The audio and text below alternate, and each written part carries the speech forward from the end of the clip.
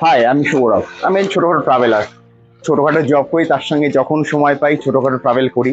তো এখন আমি এসেছি দেহরাদুনে।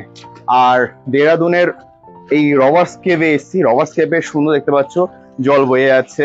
আর পিছনে সুন্দর, এত সুন্দর পাহাড়, দুটো পাহাড়ের মাঝখান দিয়ে সুন্দর জল বয়ে যাচ্ছে। জাস্ট অসম কালারের এবং অসম অভিজ্ঞতা।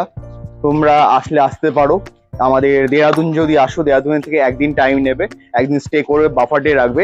তো দেহরাদুনে এসে ওখান থেকে যে কোনো অটো বা নর্মাল ট্রাভেলার ধরে 8 কিলোমিটারের জার্নি এই রবার্স কেভে আসার জন্য। তো রবার্স কেভে আসার একটা অ্যাডভেঞ্চারই আলাদা।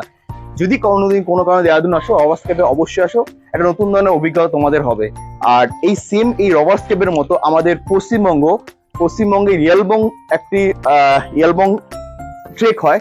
সেম টু সেম ইয়ালবং ট্রেকটা অনেকটা দূর যেতে হয়, বাট তোমাকে এই সেই সেম অভিজ্ঞতা হবে এই আমাদের গুচ্চাপানি বা রবার্স কেভ।